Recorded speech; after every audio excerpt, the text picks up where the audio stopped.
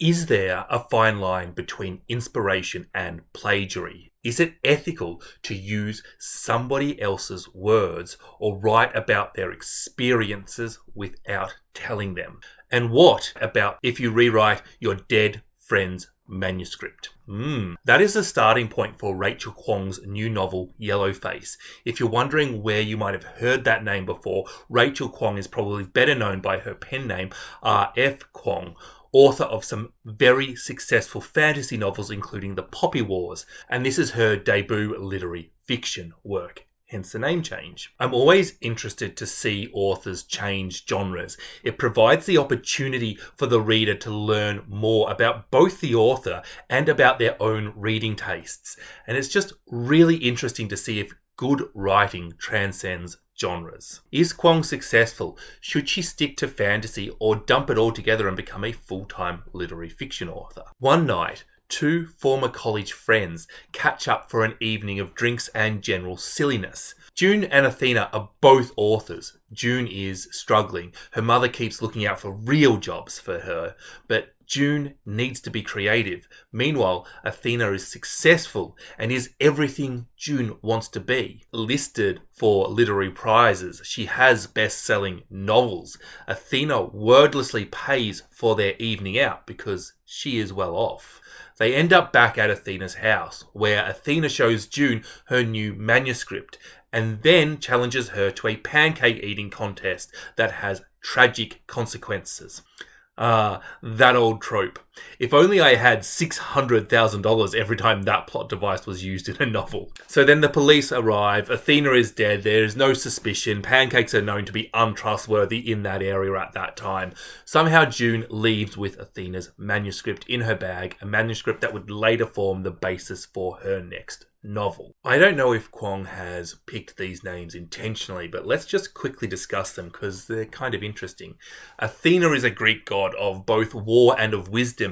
She provides counsel and conflict, and she guides Odysseus, ensuring that he made it home. In the novel, Athena leaves a ghostly, otherworldly presence, influencing June's life, almost like Athena does to Odysseus. At times, Athena provides both counsel and wisdom to June, but she is also the source of conflict and stress, of online hate, the literary equivalent of war, surely. June is short for Juniper, an 11th century monk who is known for his charity. Upon finding a starving man who wanted a meal of pig's feet, he went and found a pig, cut off its feet, cooked the meal for the starving man. And this act of generosity was much to the disdain of the farmer who owned the pig. Perhaps Juniper is well-meaning, but he is out of touch. And did he just steal a pig only to return it sans feet? I've done some research and there's no mention on if the pig is alive or dead in this story. I envision it alive, but I think that adds a comical but barbaric tone to this story. I do think there are some parallels between the stories of the two Junipers. The stolen manuscript is an interesting idea to explore on its own, but the novel is called Yellowface, a loaded racial term about a white person pretending to be an Asian, and this novel is very much about race too. Athena is Asian, while June is white, and the stolen novel is about the Chinese Labour Corps, a little-known historical event which occurred during World War I. Both the English and the French government recruited Chinese workers to help with manual labour and support work, freeing up soldiers. Yet they were treated terribly and were the victims of racism themselves, despite being on the same team. It's the sort of novel that has all of us white people thinking various forms of, if I was an author, could I write that? It just feels like it might be wrong. But is it? After taking Athena's manuscript, June researches the events. She takes the story and makes wholesale changes to it.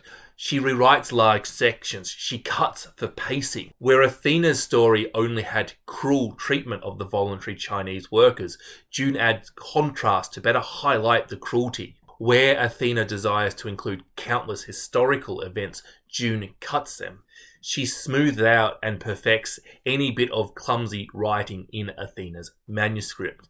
June's lack of possessive closeness to the work allows her to make the hard choices, making her an editor's dream to work with. At some point, June takes ownership of the manuscript.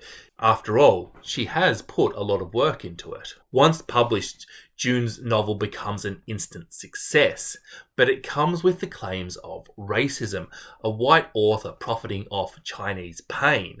There are passages in the novel which refer to the almond eyes of a character and other racist stereotypes. June outrageously screams at you, "I didn't even write that, that was Athena." But then it wasn't long before somebody else makes the claim that June has plagiarized Athena's work. And June subsequently rejects the claims of plagiarism, citing how she worked for months researching Chinese labor camps and rewriting Athena's terrible manuscript. The deterioration of Athena's manuscript in the eyes of June as time goes on is very well done, as too is June's doublespeak. June's novel is very Asian, and it leaves us with the question, should white authors write about racism? Should they write people of colour? June constantly argues that she has done her research on the topic, and this might be one of the only things June does in the novel that isn't problematic. But she also turns down the chance of a sensitivity reader. She didn't interview the families of the workers of the labour camp. But the debate around should white people be writing people of colour isn't a binary debate. Yes and no are not the only answers. June discusses how she once confided in Athena, unburdening upon her the details of a traumatic event, only to later see that event published in the college newsletter with her name changed for anonymity. Athena has stolen countless quotes and reworked them into her art. And June uses this as justification for her stealing Athena's manuscript. It is a transparently bad argument that I believe you're meant to just see right through. Because if June can't understand when she is allowed to use the voices of other people, if she doesn't understand the difference between research, observation, inspiration, and plagiarism, if she merely intellectualizes other people, then how can she be expected to use those skills when she writes about people from a different demographic, such as Asian men who lived 100 years ago and were part of World War I? Kuang is not arguing that white people can't write Asian people. She's simply stating that if you're unfamiliar with a topic that you are writing about, then you need to research it, you need to observe it, you need to immerse yourself in it. You should get a sensitivity reader. And when Asians criticize white people for writing them, they're not criticizing them because they tried, they're criticizing them because they did it badly. The choice shouldn't be between poor representation and no representation. In June, Kuang has created a character that is so easy to sit in the head of. You don't really want to vilify her. You don't want her to get into trouble. You want her to get it right. And mostly, she's not actually that unlikable. That is, until something doesn't go her way, until she feels attacked. Then she is horrible. But how many of us are just as kind and as nice to people who are attacking us and hurting us? In June, Kuang, as an Asian writer, is demonstrating the wonderful empathetic skills required to write a person from another demographic. This is first-class character creation that fits perfectly into some really interesting themes and great plots. And I love reviewing books with rich plots like this. I feel like I can share a lot of examples about what happened in the book without ruining it for anybody.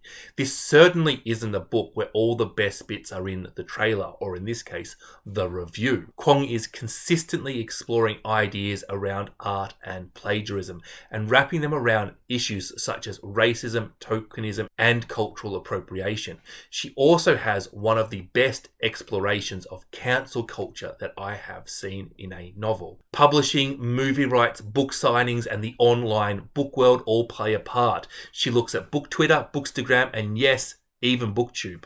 Hi Rachel, I enjoyed your book. She's not watching, is she? I'm sure Kuang has personal opinions about a lot of the topics she has written about, but she gives her readers the freedom to form their own opinions. The topics are faithfully researched, and the only bias on display here are those of the unreliable narrator June. This, I think, ensures that the book stays with you after you finish it. It will live rent-free in your head. It will ask you questions that just niggle at you until you figure out where you stand on an issue. It is legitimately hard to see bookish people not engaging with the topic matter in this novel.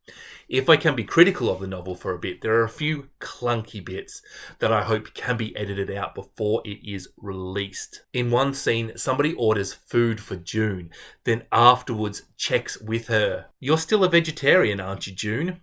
June is not, but once the food arrives, they're both eating chicken. When the biggest criticism I have is a small inconsistency, an inconsistency that could well be fixed prior to its release next year on the 16th of May. I think you can see that this is a good novel. Kuang manages to explore her major themes of racism and plagiarism from multiple angles and look at their intersection. She is compassionate and empathetic towards her characters. She does not judge them. Rachel, if you are watching this, please write more literary fiction. This was thought-provoking and emotionally satisfying. This was good stuff. Yellowface gets 4.5 stars. Let me know in the comment sections if you'll be reading this novel, and please provide me with the emotional validation and ego boost I need by hitting that like button and hitting that subscribe button. And if you hit that subscribe button, I promise to tell you about more excellent books that I loved. Bye bye.